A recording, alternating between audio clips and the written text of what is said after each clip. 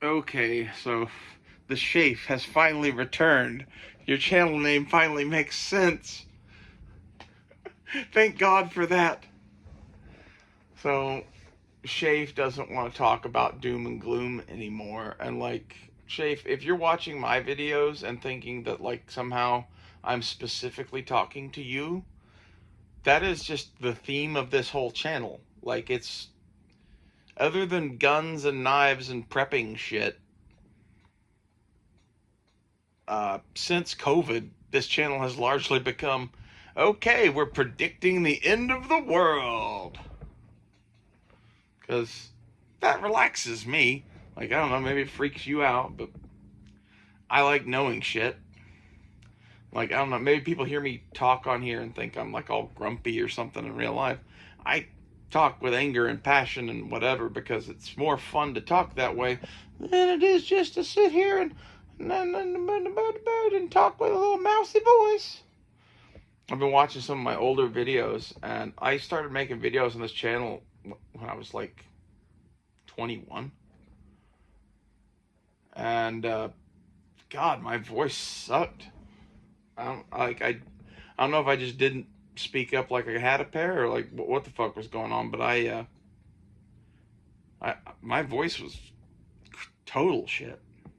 So much better now, and most of it just has to do with actually expressing emotion.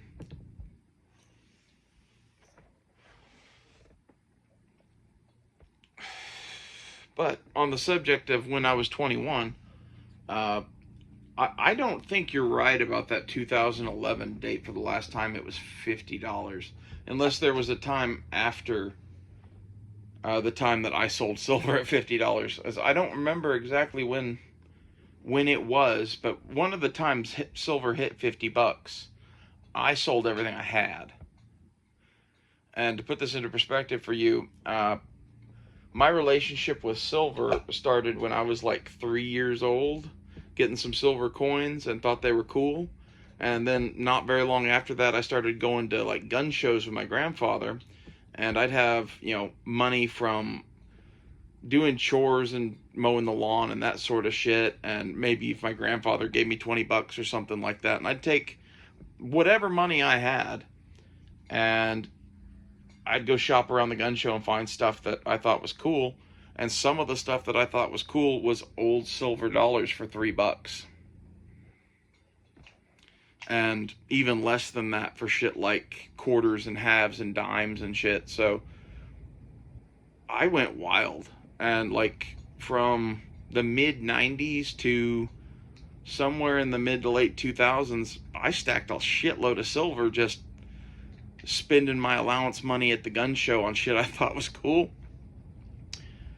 And I had a fuck ton of it by the time I was done. And when I cashed out at $50 an ounce, it may have been 2011.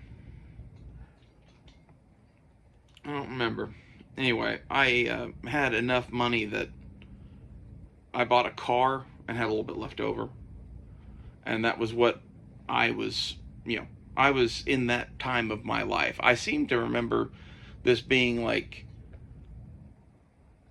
'06 or '07, but it could have been 2011. I don't fucking remember. I made a lot of money off silver there, and honestly didn't really fuck with it too much until I started prepping for the apocalypse right after COVID. And among the things that I spent money on was silver, and I still have all the silver I bought. I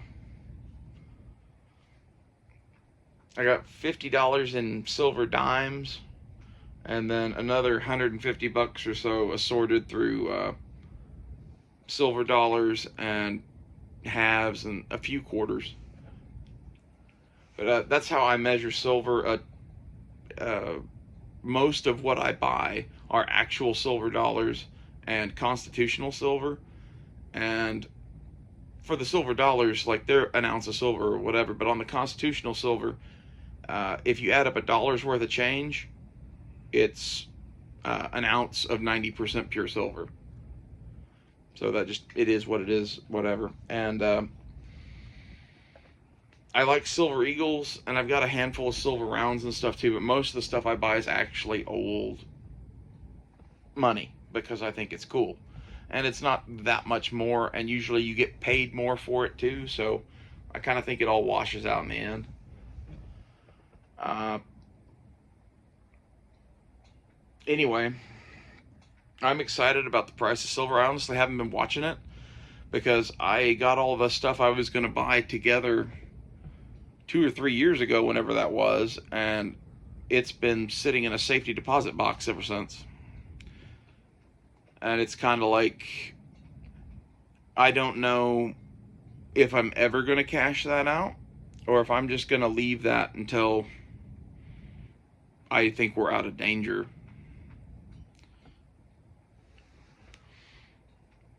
But I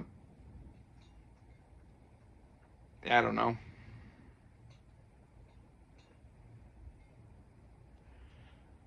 And my safety deposit box is not in a bank, for those who might wonder. Like, what good does it do to prep silver and put it in a safety deposit box? If your safety deposit box is something far, far stranger somewhere else, like, it doesn't matter. It's one of those things that, like, I don't like to have that amount of silver weight just sitting around unhidden, and if it's something I'm not going to touch for a long, long time, yeah, I don't think about it that much. And honestly, I just haven't been paying attention to the price of silver because after I got that silver, I bought into that shit at like around $24 an ounce, something like that. So, yay, it's worth twice as much now. But I'm kind of like with you, like, with what's going on, I think $50 is just the start. Like, I'm not going to sell at 50 this time. The last time I had a bunch of silver and sold it at 50, I was right to. It immediately crashed down to, I don't know, somewhere in the 30s, and then went down to somewhere in the teens and stayed there for a long goddamn time. I like the silver I have. If it's worth twice as much now, yay. If it's, worth 4 times as much in a couple of years, yay. I'm counting on that more as like the whole world has ended and that's my bank account now, so I'm probably not going to cash it in. Not unless it gets fucking outrageous and all of our problems somehow go away to the point that I trust the system again. Kind of doubt it ever will. Like, my view of the world is basically that gold and silver and copper and platinum and nickel and shit like that in coin or bullion bar form, that's kind of real money. And all the paper shit we use is fake money. So I like to keep my money stored in real money so that inflation makes it stay the same price instead of fucking being inflated away. And I don't know how many people in my old friend group of preppers and shit I used to talk to that they didn't get the silver and gold thing. Their whole thing was, well, I can't eat it and I can't shoot it. Who's going to trade me for this shit? And basically, I cannot foresee a situation in which there is not someone who will trade you silver or gold for the currency of the realm. I don't think that's ever going to happen. If it does happen, that no one has currency of the realm to trade you for your gold or silver, well, then your gold and silver has become the currency of the realm. And people will adjust or they'll fucking, like, get ripped off. Like, I would definitely know a little bit about gold and silver in terms of this because ultimately, at the end of the day, it's real money. The other shit's fake money. You can trade your real money for fake money to go and do something like buy a car. And there's shitloads of places to do that. All those buy gold and silver places. If you're in Tulsa, the place that pays out the most is Tulsa Gold and Gems. And Tulsa Gold and Silver pays out pretty good too. So whichever one of those you're closest to, I would go to one of them. But you would be amazed how many of the other gold buying places in Tulsa pay you less and then go to Tulsa Golden Gems and instantly just sell the shit to them and make 10 or 20%. When it comes to like trading this with other people, like the thing that I could never convince uh, my friends was that you could, in theory, have this and then use it just like money, and you would establish a price of it, and it would be, $3 in silver or 3 ounces of bullion silver. Like, you know what I mean? Like, it depends on whether we're talking bullion coins or constitutional silver or whatever, but like, constitutional silver in particular is real easy. And I've traded for shit in constitutional silver many times at gun shows. It's, just another form of payment, like Bitcoin or anything else. And it amazed me how many preppers I knew were getting into Bitcoin. And I'm like, depending on the scenario, that could go well for you. But my worry is, what if it's so bad that you don't have access to Bitcoin anymore? And having a bunch of silver in a safe place, I think that's a superior way to go. So, you don't have to sell me on it, man. As far as, what this means for the world or whatever, it means that I was right several years ago. And your prediction of what the silver market will do, I think, is pretty accurate. I think it's going to go up to 50, it's going to bounce back down, then it's going to go up to 50 again, and then it's going to go fucking exponential, probably over $100. I think the market's really suppressed right now because silver is more of an industrial metal than gold is. Well, not to say that gold isn't used in industrial applications, but given the circumstances of shit going on, there's a lot more people buying bullion than there are fucking people using it in industrial applications. That's why the price of fucking gold is so high. Silver is critical to a bunch of big industries, kind of like nickel is, and I think they highly control the price of that shit. And it says something that even under their price controls, they fucking have allowed it to get to $48. And I think this is kind of the situation is with the inflation we have. Silver is no longer $20 an ounce. It isn't. It's closer to 70 probably, really, right now. You could make an argument even for 100. I don't know how much they're deflating the price or whatever to fucking make it is whatever it is, but like, they have a large degree of control in the metals markets. And this is provided to them by having vast quantities of fucking silver that they can just dump on the market to cool it whenever they want to. Or not do that and cause the price to raise. So I think we're highly manipulated.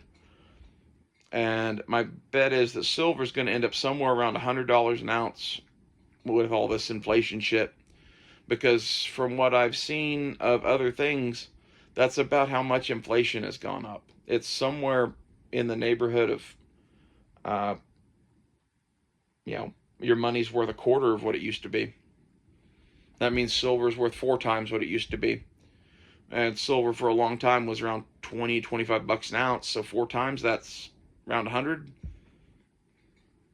Makes sense to me. I don't know. As far as happiness or whatever goes, I'm glad that you've taken a break and feel better. I don't feel the need to do that. I'm happy. And as far as calling me something else, I've had many nicknames over the years, but one of them is particularly fitting for this because it's Peanut. And if you take the 226 out of P226 nut, it's Peanut. So you could just call me that. And as far as leaving comments on your videos that say I don't care, I don't remember which ones I did that on. I haven't done that recently. I know that. But there are some subjects in which I legitimately just don't care about.